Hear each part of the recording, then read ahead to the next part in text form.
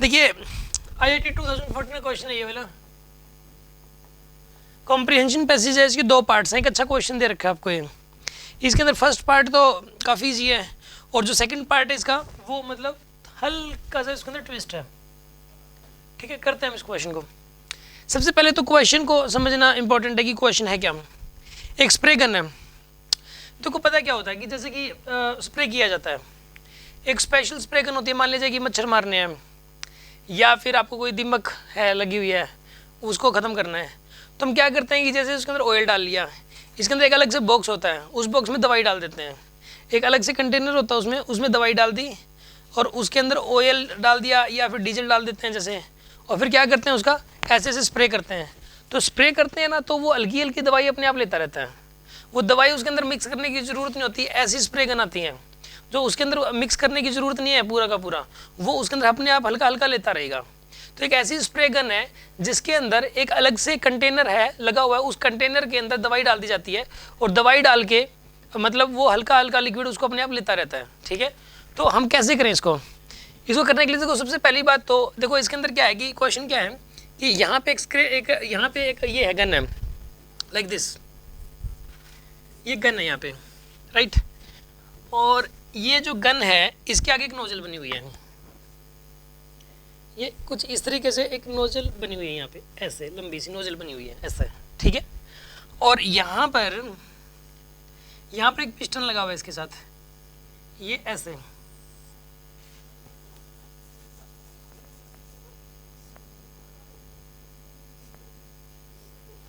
एक पिस्टन लगा हुआ है। ठीक है,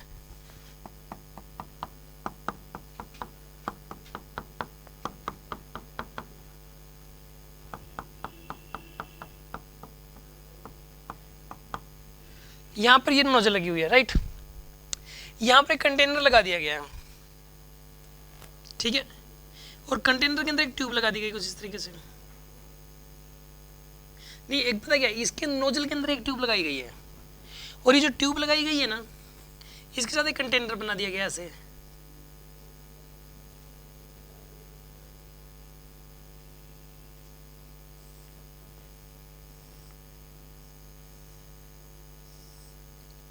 और इसके अंदर लिक्विड है। ठीक है, आप ऐसे सोच लो, और इसके अंदर एक होल कर देते हैं, मतलब ये मान लो खुला है जैसे, ऐसा आप सोच सकते हो आप, ये खुला है ऐसे, खुला सोच लो आप इसको, ऐसा ही है खुला सोच लो यार, इसको होल कर दिया है ऊपर से खुला छोड़ दिया, की मतलब है एक होल होता है इसके अंदर। या फिर आप इसको ये सोच लो कि मतलब जो है होल नहीं है, मतलब जैसे सपोज ये खुला मान लो इसको, तभी एक क्वेश्चन सही से हो पाएगा। इसको ओपन मान लो, अब क्या होगा सुनो आप, इसको हम जैसे ऐसे करते हैं, ऐसे दबाते हैं, ऐसे करते हैं, जब इसको ऐसे ऐसे करेंगे तो ये वाला लिक्विड अपने आप ऊपर चढ़ जाता है ऐसे अपने आप। ठीक है ना, और जितना ज़्यादा जोर जोर से दबाओगे ना उतना ज़्यादा चढ़ेगा, और इस एयर के अंदर क्या होगा, ये लिक्विड मिक्स होएगा एयर के अंदर मिक्स होएगा और बाहर आएगा ये जो, और वहाँ पे स्प्रे हो जाएगा।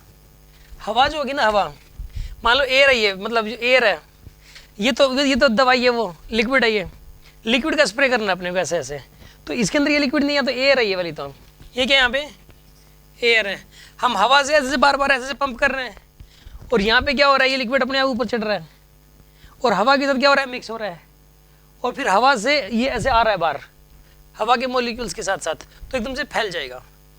ठीक है ना, देखो पता क्या, ऐसे लिक्विड का छिड़काव करेंगे तो ठीक नहीं है, क्योंकि वो नॉन यूनिफॉर्म तरीके से सारे नहीं मरेंगे, मतलब वहाँ पे सपोज कई सारे मच्छर हैं या फिर काफ़ी सारे दीमक लगी हुई है, काफ़ी सारे मतलब छोटे छोटे बैक्टीरियाज हैं, कुछ जगह जगह पर हैं। अगर सिर्फ सीधा लिक्विड का छिड़काव करेंगे वहाँ पे तो नहीं होएगा वो। इसमें क्या किया, एयर से मैसेज से कर रहे हैं पंप, तो हवा जब जा रही है तो यहाँ से लिक्विड आ रहा है, एयर के अंदर मिक्स हो रहा है, और वो जो एयर है वो उस लिक्विड को अपने अंदर लेके और वो एयर यहाँ पे लग रही है, और वो एयर मतलब फिर फैल रही हो पूरे ढंग से, यानी कि वो जो लिक्विड है जो इतनी सी जगह में आप यूज़ करते हैं 2-4 ड्रॉप तो एक ही जगह गिर जाती है, और वो फैल रहा है एकदम से ऐसे, तो कहने का मतलब ज़्यादा एरिया कवर हो रहा है, यानी कि उसका छिड़काव अच्छे से हो पा रहा है। अब समझ में आ गई बात आपको, हो क्या रहा है इसके अंदर। अच्छा अब सुनो, इसके अंदर क्वेश्चन इस बात का है कि यहाँ पे ये ऊपर क्यों चढ़ा, एक तो ये अपने ऊपर कैसे चढ़ जाता है, क्वेश्चन इस बात का भी है। अभी हम समझेंगे इस बात को कि ये लिक्विड ऊपर क्यों गया है, ठीक है ना। और इसने क्या पूछा कि अगर इसकी स्पीड फिक्स कर दी जाए, इसकी स्पीड दे दी जाए आपको, तो ये जो लिक्विड है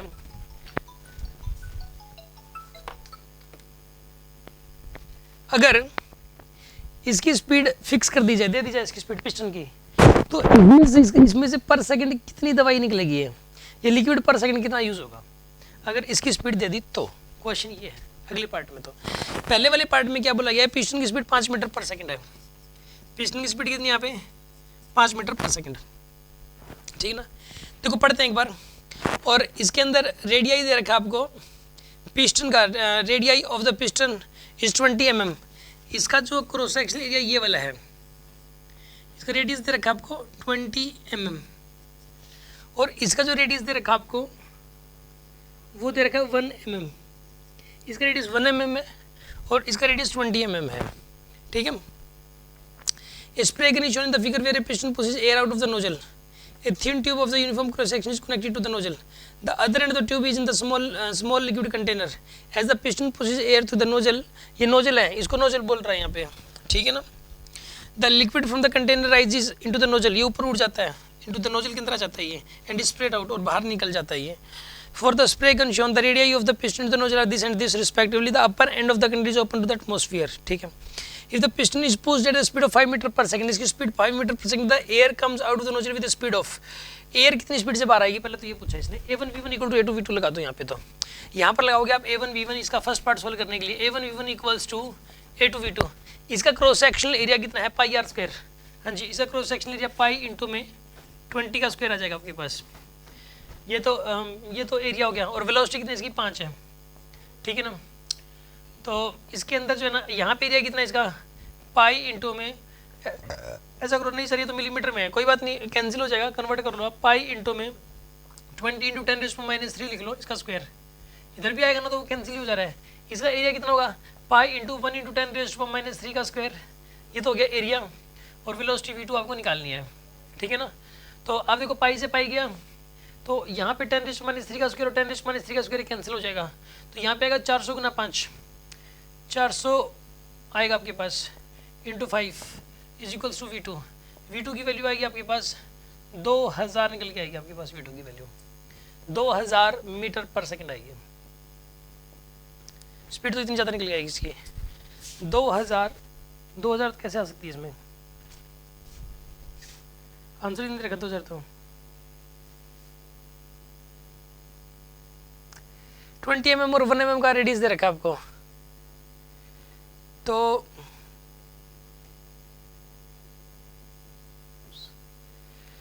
मतलब इसके अंदर हो जाता तो जाना चाहिए 400 गुना हो गया ना यहाँ पर, ये रेडियस इसका एरिया 400 गुना हो गया, तो स्पीड 400 गुना बढ़ जानी चाहिए, 2000 जाना चाहिए। इसने क्या दे रखा है इसके अंदर,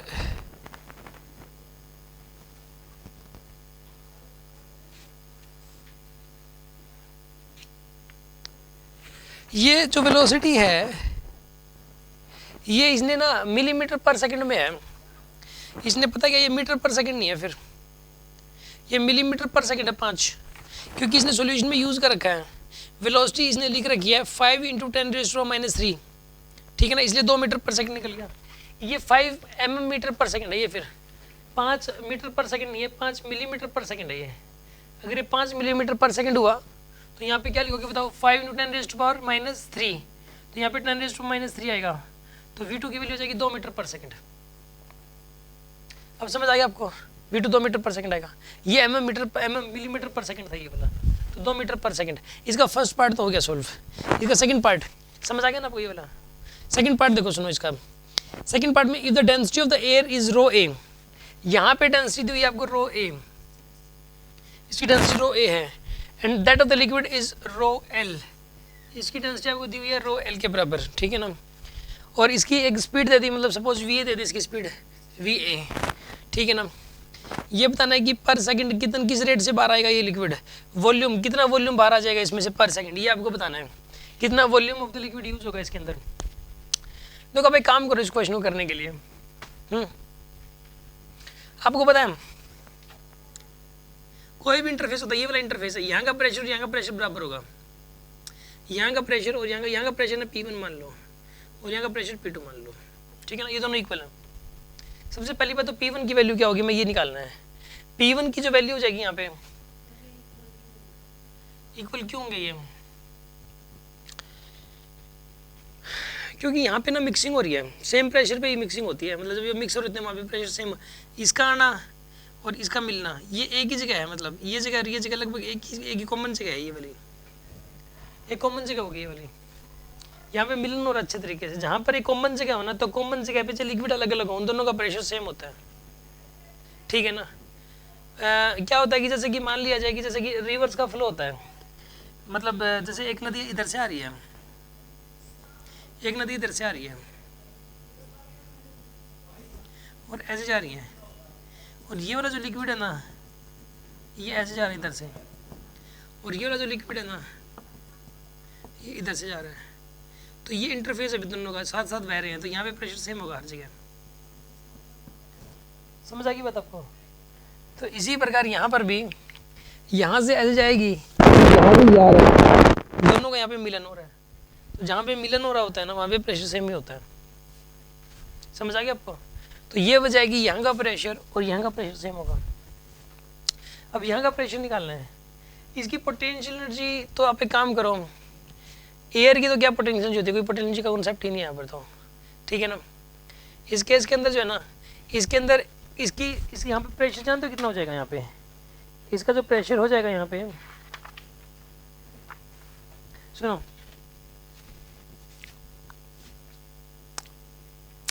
इसको रेफरेंस ले लो आप,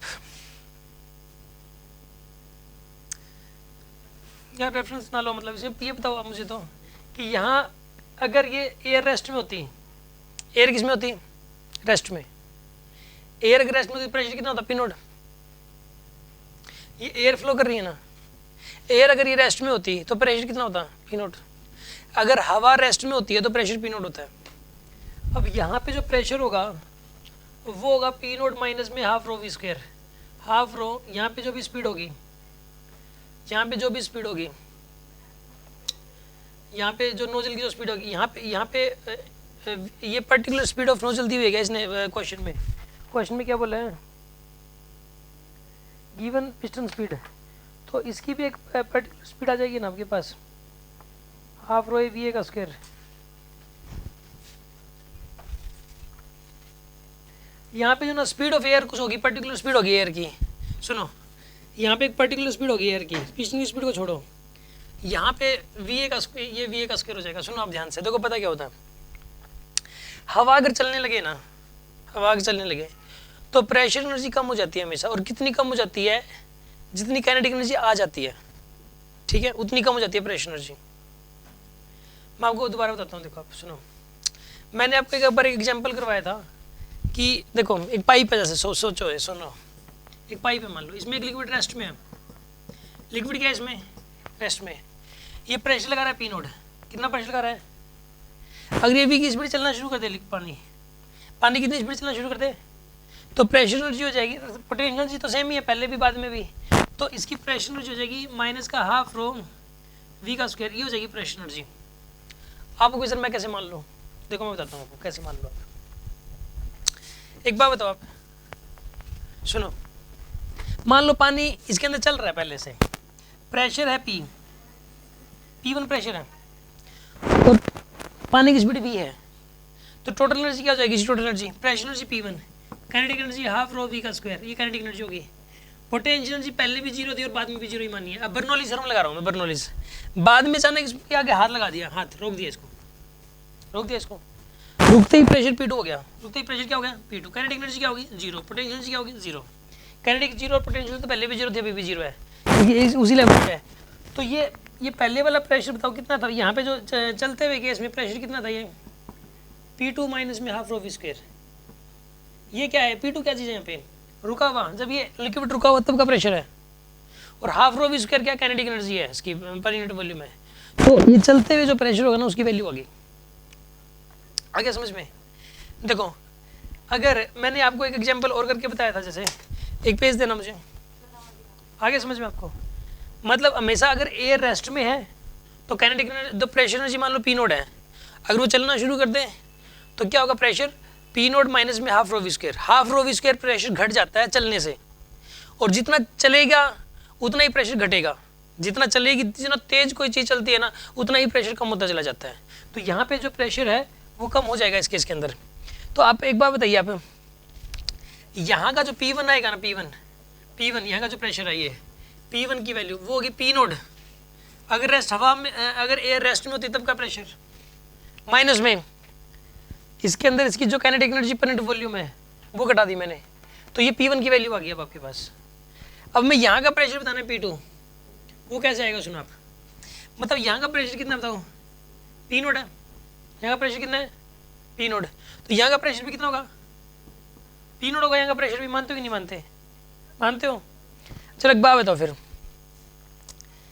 अगर यहाँ का प्रेशर होता कुछ, तो यहाँ का निकालने के यहाँ का प्रेशर मान लो P2 है। अगर अब बर्नौली थ्योरम लगा दो, चलो क्या लगाओगे अब आप, बर्नौली थ्योरम यहाँ पे और यहाँ पे,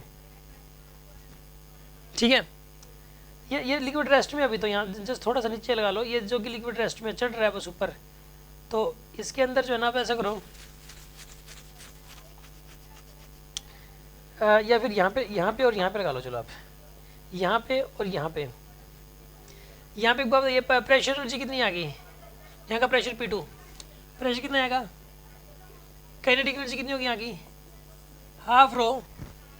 हाफ रो किसका, लिक्विड का, रो एल, वेलोसिटी इसकी वही होगी जो एयर की वेलोसिटी है। इसके अंदर ही मिक्स हो रहा है ना ये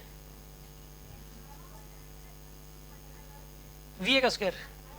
इस लिक्विड की स्पीड यहाँ पे वही वाली है, ठीक है ना। इस लिक्विड की स्पीड क्या है यहाँ पे, चलो इसकी स्पीड वी एल लिख दी, यहाँ पे इसने वी एल लिख रखी है, वैसे इसकी स्पीड है, इसकी स्पीड अलग हो सकती है।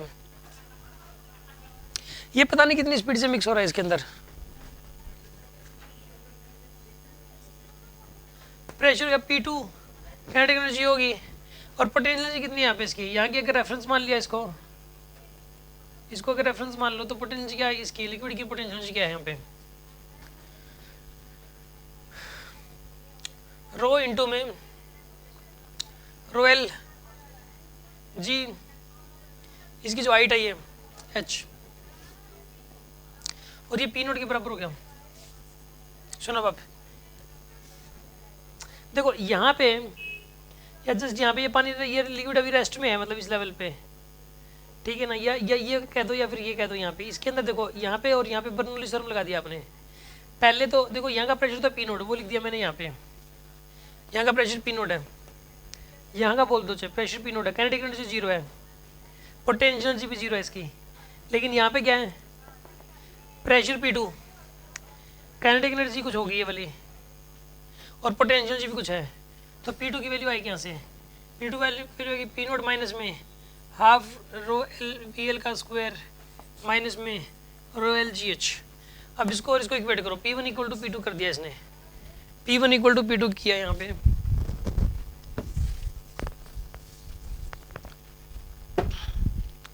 अगर हम P1 इक्वल टू P2 करें, P नोट माइनस में हाफ रो वी ए का square is equals to P naught minus में half rho L V L का स्क्वायर माइनस में रो एल जी एच कर दिया आपने, P नोट से P नोट गया, ठीक है। निकालना क्या था आपको, स्पीड ऑफ लिक्विड बतानी थी आपको, स्पीड बतानी थी आपको, ठीक है ना। VL की वैल्यू बतानी थी, वेलोसिटी ऑफ लिक्विड बतानी है एक प्रकार से, वेलोसिटी ऑफ लिक्विड। तो इसको जो है ना आप इधर लो, इसको इधर ले लो, इसको इधर ले लो, half rho L V L का स्क्वायर इज इक्वल्स टू, इसको इधर ले जाओ आप, हाफ रो वी ए का स्क्वायर माइनस में रो एल जी एच, ये आएगी आपके पास।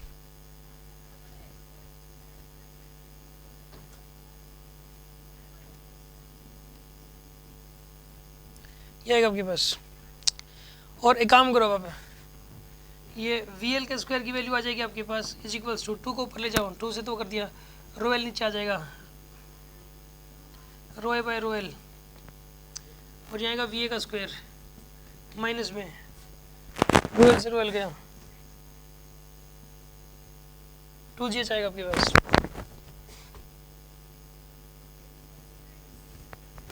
ठीक है ना, बाकी सब तो कांस्टेंट है।